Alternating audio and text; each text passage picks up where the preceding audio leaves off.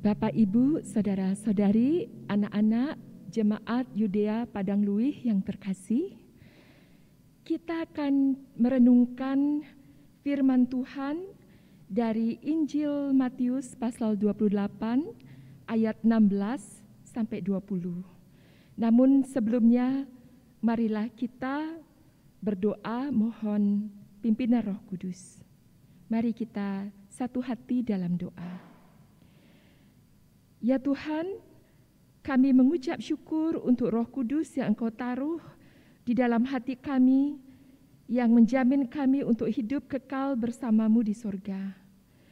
Kami mengucap syukur untuk kasih, kebenaran, pertolongan, pemeliharaan, dan perlindungan Tuhan atas hidup kami. Ya Tuhan, kami mengakui bahwa kami butuh tuntunan-Mu untuk hidup yang menggenapi panggilan-Mu. Berikan kami hati yang terbuka untuk menerimanya dan hati yang taat untuk melakukannya. Berfirmanlah ya Tuhan, kami siap untuk mendengar dan melakukannya. Di dalam nama Yesus, Tuhan dan Juru Selamat kami. Amin.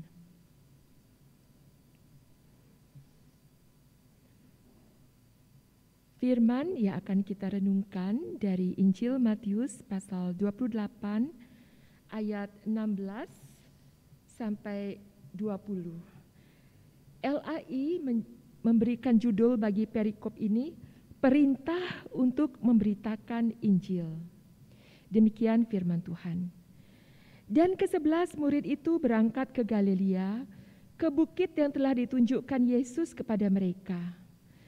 Ketika melihat Dia, mereka menyembahnya, tetapi beberapa orang ragu-ragu.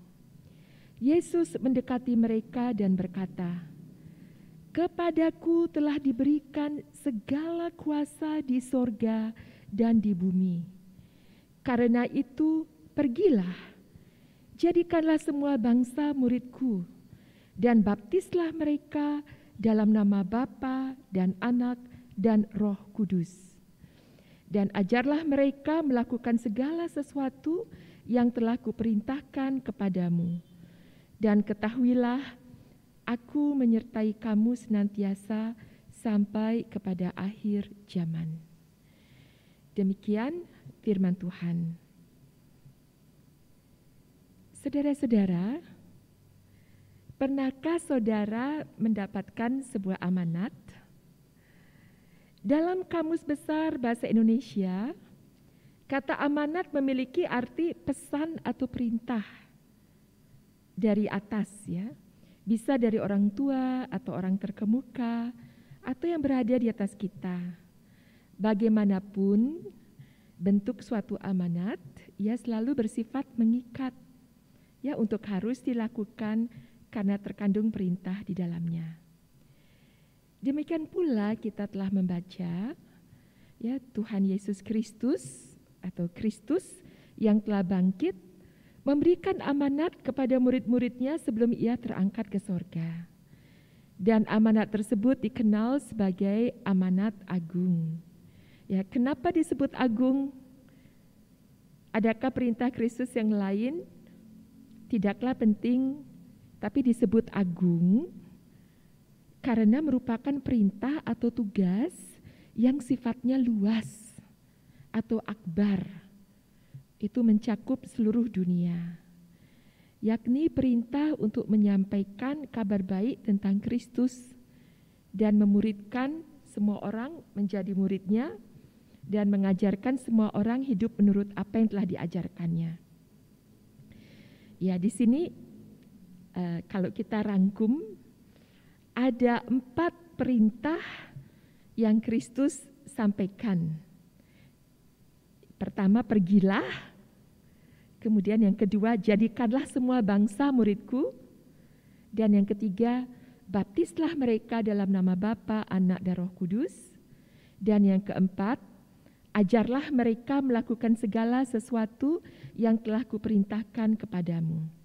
Kita lihat satu persatu. Ya, perintah yang pertama, untuk pergi dan menjadikan semua bangsa murid Kristus. Ya, perintah untuk melakukan tindakan aktif, pergi, ya, pergi mencari orang, menemui orang lain untuk menceritakan kabar baik tentang Kristus kepada mereka. Nah, apa kabar baik itu? Yaitu tentang keselamatan di dalam Kristus dalam bentuk pengampunan dan penebusan dosa dan kuasa untuk hidup yang berkenan bagi Tuhan dan kuasa di dalam nama-Nya untuk memperoleh pertolongan yang kita perlukan dari-Nya dan hidup kekal di surga. Keselamatan ini ditawarkan kepada semua orang dari segala suku bangsa dan kaum yang ada di dunia. Ya, tidak terbatas ke bangsa Israel. Dan penebusan Kristus berlaku kepada siapa saja yang mau percaya kepadanya. Mereka yang percaya kepadanya akan menerima pengampunan dan penebusan darinya. Ya, introitus di dalam Yesaya 43 ayat 1 berkata, "Tetapi sekarang beginilah firman Tuhan yang menciptakan engkau, hai Yakub, yang membentuk engkau, hai Israel. Janganlah takut sebab aku telah menebus engkau. Aku telah memanggil engkau dengan namamu. Engkau ini kepunyaanku." Ya, penebusan Kristus melepaskan kita dari kuasa iblis, dari ikatan belenggu iblis, dimerdekakan dari perbudakan iblis, untuk bisa hidup dalam kemerdekaan sebagai anak-anak Tuhan. Ya, kita tidak lagi dikendalikan oleh iblis, tapi kita bebas untuk melakukan apa yang berkenan kepada Tuhan, dan sebagai anak, kita menerima warisan janji-janji berkat dari Tuhan yang adalah Bapa kita. Saudara-saudara, dalam masa pandemi ini banyak orang perlu kesembuhan. Perlu dibebaskan dari rasa takut yang mencengkeram. Ya, sebab pandemi itu mengandung roh maut yang menebarkan ketakutan. Takut sakit, takut terpapar, takut mati, takut masa depan suram, takut kehilangan orang yang dikasihi ataupun kehilangan harta benda, dan takut kehilangan kenyamanan yang selama ini dinikmati.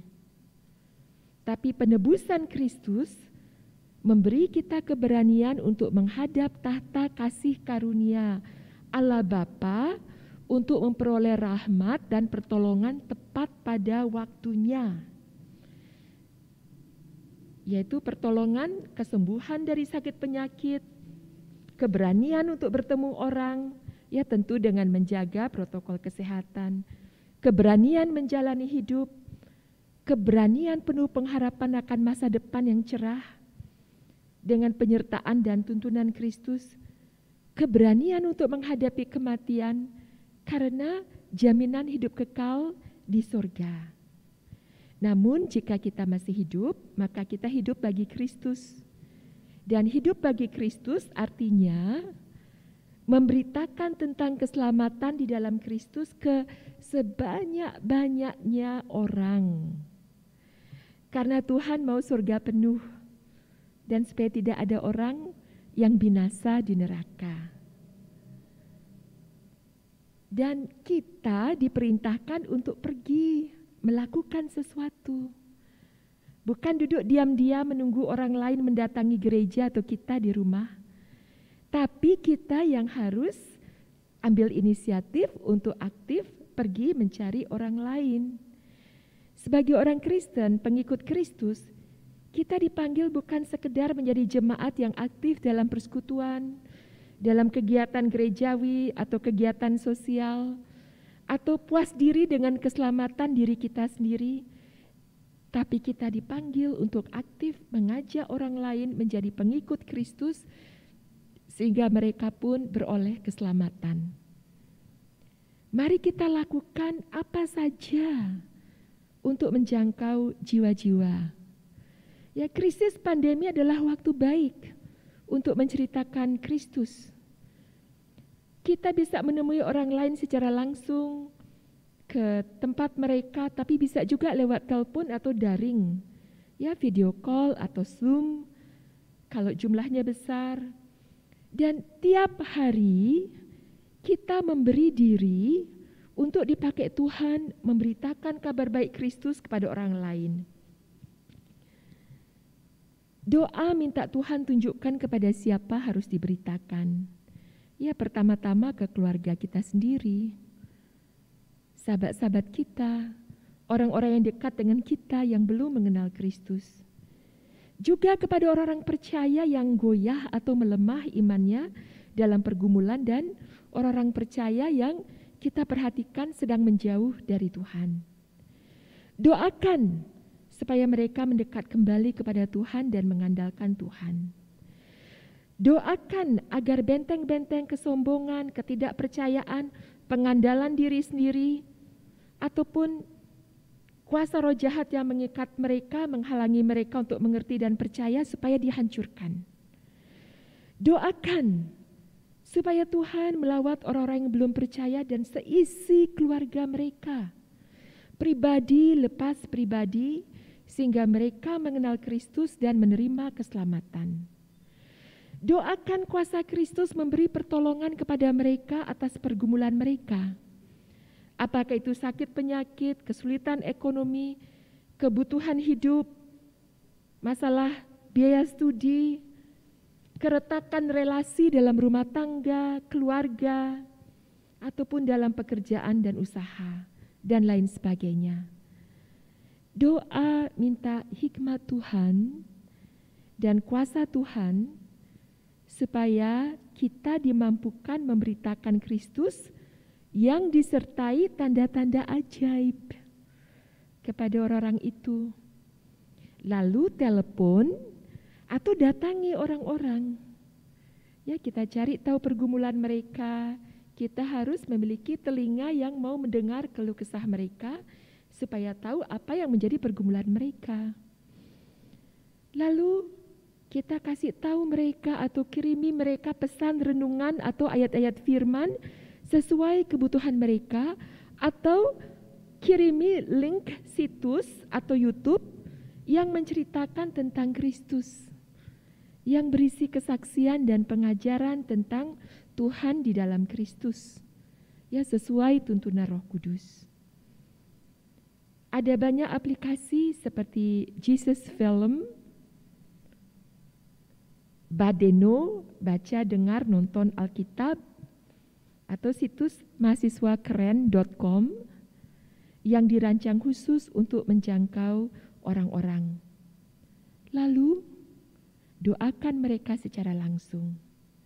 Ini hal-hal yang sederhana, tapi dampaknya besar. Lakukanlah tindakan nyata dalam masa pandemi ini, karena pandemi adalah kesempatan besar untuk penuaian jiwa-jiwa.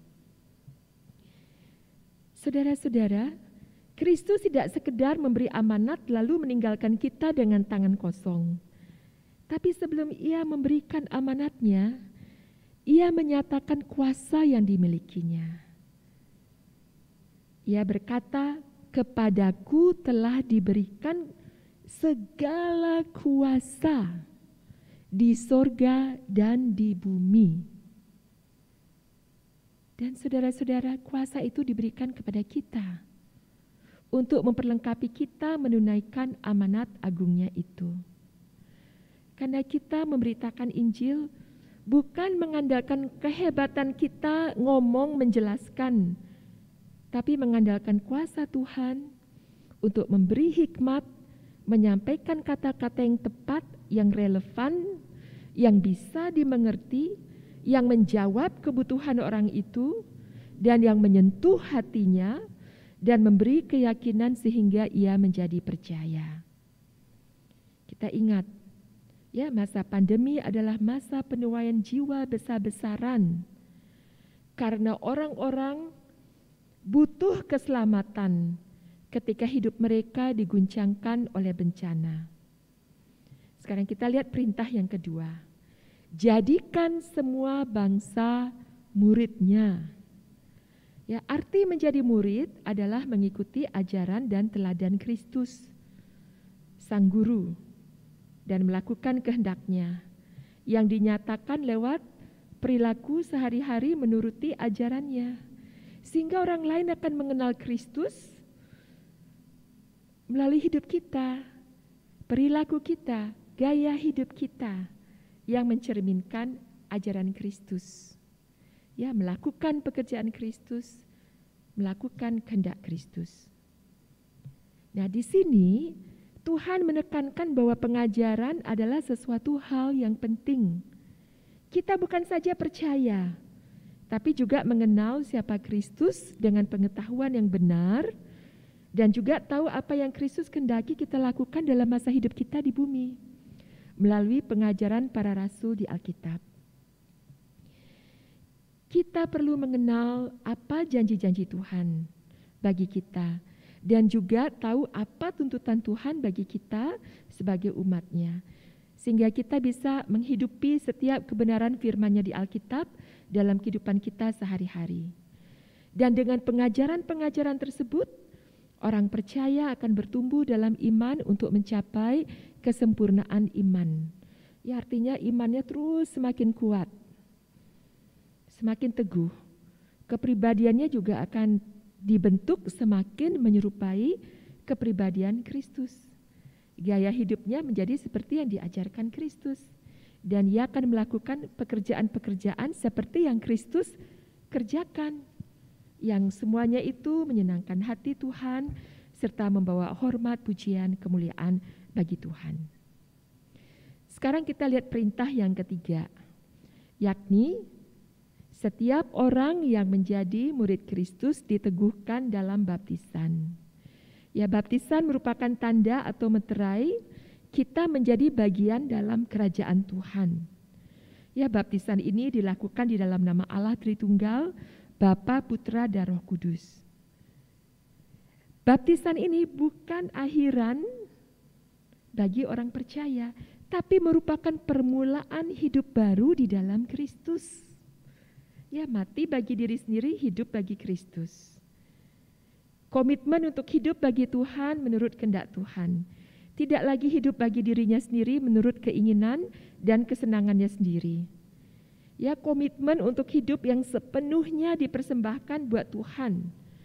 Dalam pengabdian kepada Tuhan, menggenapi segala panggilan Tuhan, ya, dengan melayani sesama bagi kemuliaan Tuhan.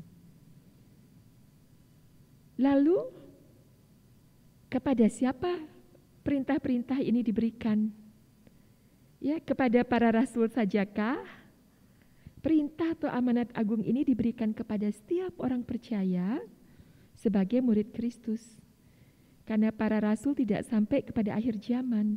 Tapi perintah dan amanat yang besar ini diberikan dengan janji besar bahwa Tuhan akan menyertai sampai akhir zaman.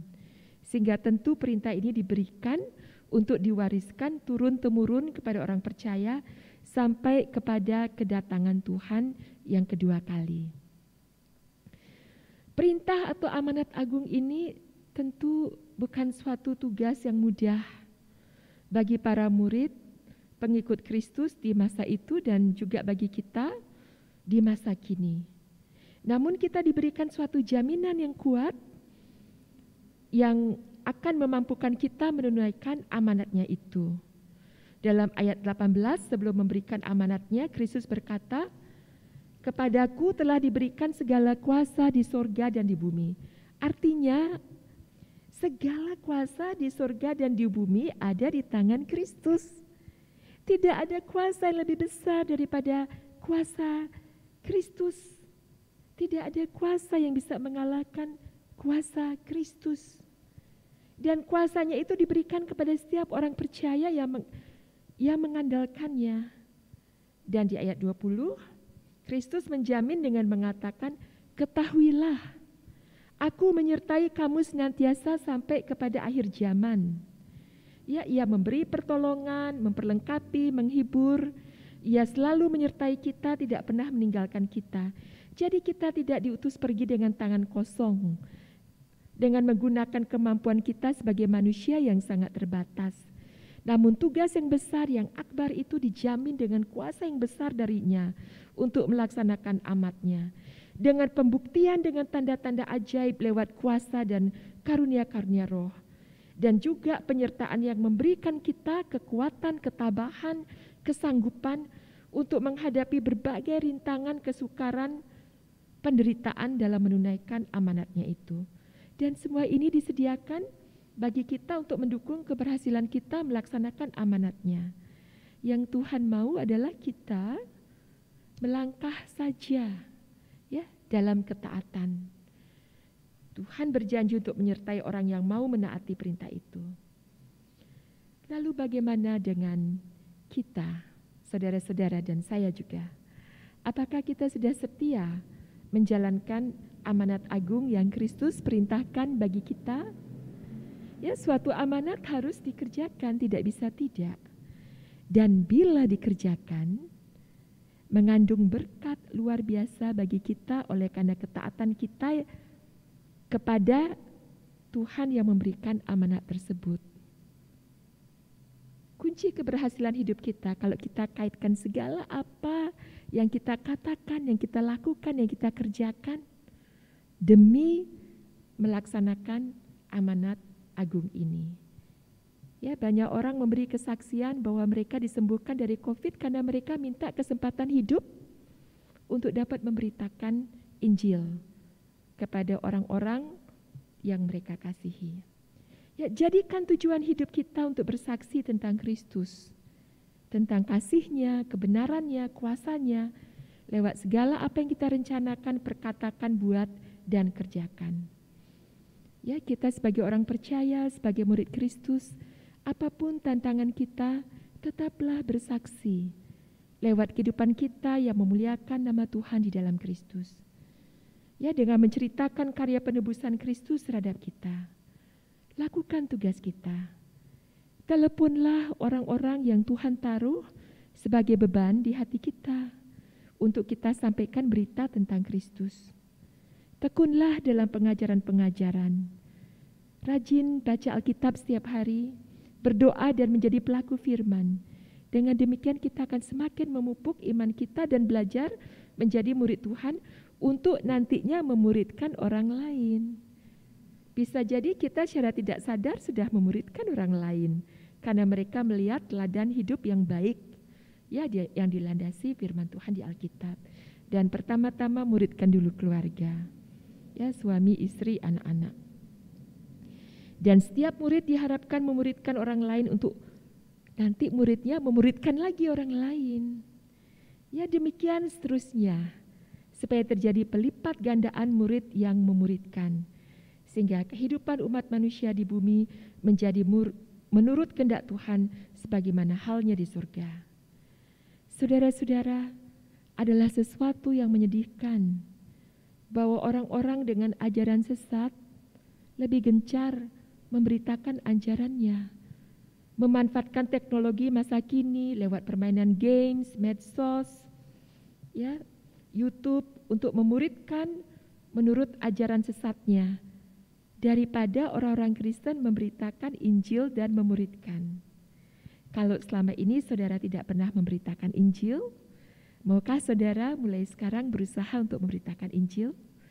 Tuhan Yesus menolong kita melakukannya. Mari kita berdoa. Bapa Surgawi, pakailah setiap kami. Bakarlah hati kami dengan api Roh Kudus-Mu untuk menggenapi panggilan amanat agung Kristus, untuk pergi, memuridkan, membaptiskan, mengajar orang untuk hidup menurut kehendak Tuhan. Terima kasih untuk kuasa-Mu dan penyertaan-Mu. Dipermuliakanlah Engkau dalam kehidupan kami, dalam kehidupan bangsa kami, dan kehidupan bangsa-bangsa. Biarlah bumi penuh dengan pengenalan akan Yesus Kristus sebagai Tuhan dan Juru Selamat, seperti air menutupi lautan. Amin.